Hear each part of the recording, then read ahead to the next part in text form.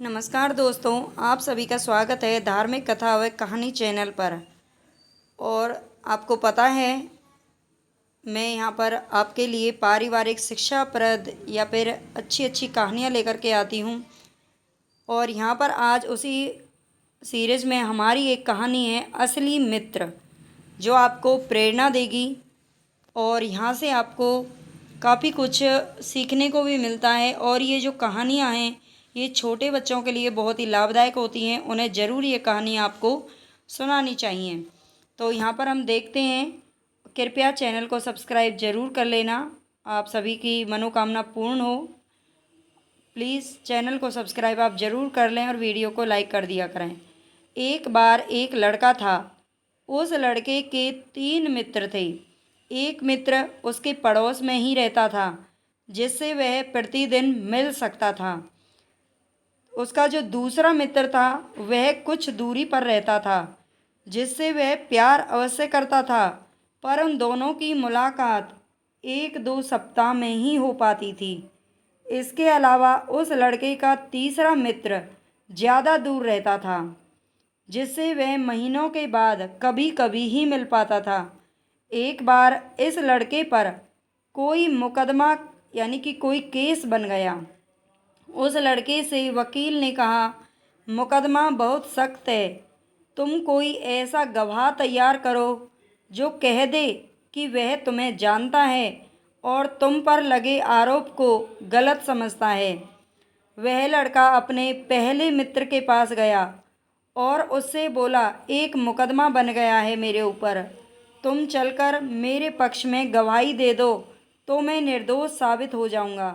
पहले मित्र ने कहा, देखो भाई, तुम्हारी मेरी मित्रता अवश्य है, लेकिन गवाही देने के लिए मैं तुम्हारे साथ एक पग भी नहीं जा सकता। उसने ऐसा ना करने के कई बहाने बनाए। अब लड़का बहुत निराश हुआ, दुखी भी हुआ। तभी उसे अपने दूसरे मित्र का विचार आया, जिससे वह कभी कभी हफ्तों में मिलता था। तब वह दौड़कर उसके पास गया और जाकर गवाही देने के लिए कहा। ये मित्र भी बोला, मैं तुम्हारे साथ कचहरी के द्वार तक तो चल सकता हूँ, लेकिन गवाही नहीं दे सकता। अब लड़के का धीरज डोल रहा था, वह बहुत दुखी हुआ। फिर उसे अपने तीसरे मित्र का ख्याल आया, जिसे वह महीनों बाद थोड़ी देर के लिए मिलता था। उसने अपने तीसरे मित्र को सारी घटना बताई। तीसरे मित्र ने जोश के साथ कहा, मैं चलूँगा तेरे साथ, तेरे पक्ष में गवाही भी दूंगा और मेरा दावा है कि यह मुकदमा समाप्त हो जाएगा और तू बरी हो जाएगा। परंतु वह मित्र कौन है? वह है आत्मा।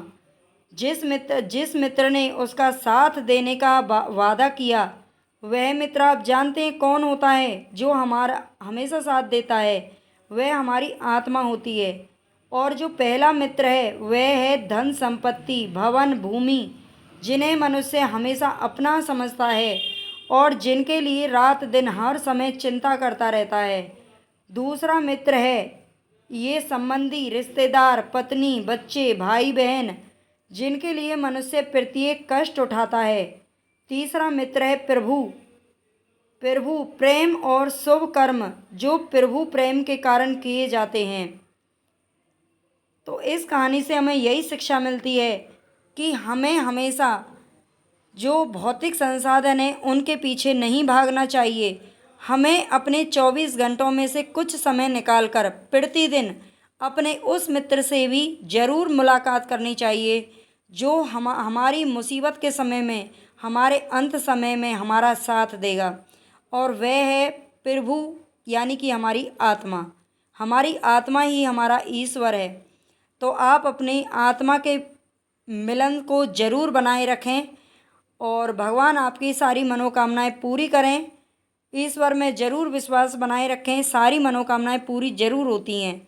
और कृपया करके चैनल को सब्सक्राइब ज़रूर कर लेना। धन्यवाद।